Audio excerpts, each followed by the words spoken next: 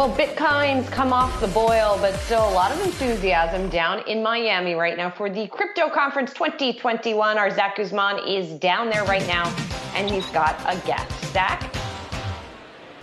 That's right, Julie. I'm here with the CEO of Celsius Network, Alex Mashinsky, here with us live from Miami. And Alex, I wanted to start off. We're going to talk about Celsius Network crossing that $17 billion in locked up. It's a platform that lets people earn yield on their Bitcoin and cryptocurrencies. But wanted to start with what we were talking about last time we had you on, which was the jitters that Elon Musk kind of triggered in the crypto market. You said, crypto doesn't need Elon Musk, doesn't need it. We saw it dip a little bit again. What's the general takeaway so far that you're hearing about how the crypto world's looking at him right now? Well, first, thanks for having me back, and thanks for covering Bitcoin 21. The line is around the block. There's over 5,000 people trying to get in here this morning. So anyone who's worried about where Bitcoin is going just has to get an aerial shot of what's happening here in Miami. Like I said before, I don't think Elon is a tourist in crypto, right? He's here to collect followers. I don't think he's here to make the world a better place. And we're gonna go to where we're going with Elon or without Elon. Well, let's talk about what you guys are doing at Celsius too, because we talk so much about what we're learning at this conference, and I think that it's come a long way in terms of earning yields, beyond just a speculative asset. Bitcoin now being looked at as a way for people to earn money passively. What have you seen with the growth right now on Celsius, and where are you seeing, I guess, the quickest growth right now? Sure. So look, the Celsius is great, but really our success has to do with the fact that banks and central banks are not giving you your fair value for your money, right? They artificially depressed yields. The Fed lower yields to zero. The banks convince you that you should be earning zero. But what Celsius does and what DeFi does is give you the real value of money. And the real value of money today, stable coins, for example, is almost 9%.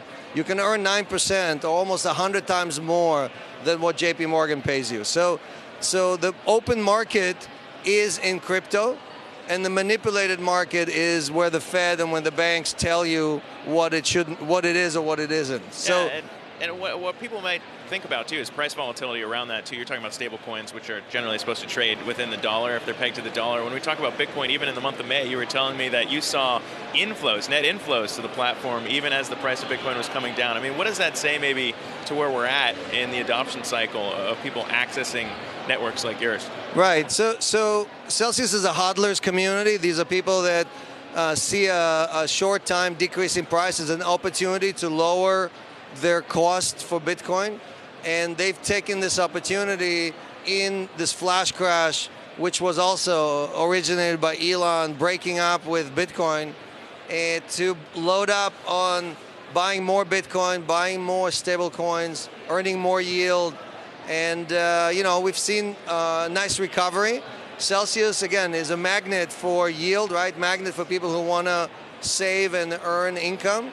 And we have thousands, we just crossed 800,000 users. Yeah. And many of them live off that income, right? Now you can basically, something that most of us forgot was even possible, is earn enough to actually live on your assets, on the income on your assets. Which is very different than what we're talking about in a low interest rate environment for dollars and everything else. But when we talk about maybe who's coming to this platform, it's funny, you were kind of making the comparison to Robinhood and what Celsius might be in that dynamic to help people earn here. But institutions continue to get a lot of the attention when it comes to where we're at in the growth of Bitcoin and where prices could go. But when it comes to what you're seeing, are people overlooking the importance still of the retail investor in the cryptocurrency space? Yeah, so with Celsius, again, 800,000 retail users who have given us that $17.5 billion in assets. We then lend it to the institution. The institution are the ones paying the interest. So we've collected over $700 million of interest from the institution and distributed most of that. 80% of that went to the retail users. So that is the real Robinhood. That is what you take from the rich and you give to the people who cannot earn that yield anywhere else. And that's what we're here for. That's what Bitcoin is for, right? It's basically, that's Satoshi's idea, creating a new market, creating a new opportunity. Yep. And there's several hundred companies who are working on different angles of expanding that vision. to become the future of finance. And what you're describing, maybe people are listening to this and say, hey, it just sounds like a crypto bank. That just sounds like a crypto bank, but the term bank is a touchy one, right? And we talk about regulations and what that looks like. I mean, how big of a risk is that for what you're building at Celsius, and where do you see that regulatory front going in the short term? Yeah, so look, I think both Treasury and the Fed are looking at anything that is dollar denominated as a benefit to the United States, as a benefit to our financial system. So most of what we do doesn't really compete with the US dollar. I don't see that as competing, and I haven't seen a single politician or Fed member say, oh, Bitcoin or stable coins are bad for us. Yeah. So I think the issue is more about, are you part of the closed system? So if you're a bank, you must be part of the Fed system, and you're bound by those rates. If you're not part of that, then you are really living in the DeFi world, you're living in the Bitcoin world, where yields have to do with what the market will bear. And today, Bitcoin earns 6.2%, stable coins earn 8.8%, and anyone in the world can just take their asset, deposit it digitally, bypassing the Fed system, bypassing SWIFT, IBAN, all of those networks, earn the yield, and they can withdraw it at any time without any restrictions. Yeah. That is what's so special about what's happening here. Yeah, there's a few different options out there too. We've been talking about BlockFi, we've been talking about you guys, we've been talking about a lot. But I mean, when you look at that, is that the competition still, or are you mostly focused on people shifting from banks over to things like you guys? So I think Celsius is the only company that has 5 sources of yield. I think everybody else specialized, like DeFi only specialized on yield on Ethereum. BlockFi was specializing on this arbitrage of GBTC, right? Celsius generates yield from institutions, exchanges, DeFi, and now we announced this morning we've invested over $200 million, additional $200 million in mining.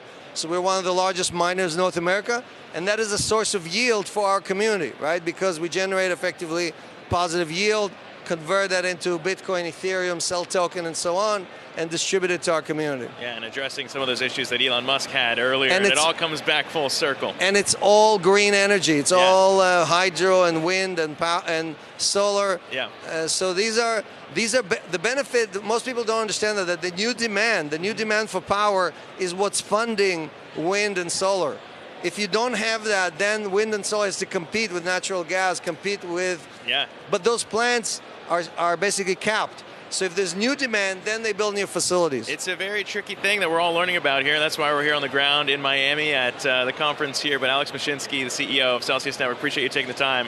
Thanks for having me back. Swinging by here. We'll have to keep this conversation going. We're going to have much more here from the conference, but Julie, I'll send it back to you.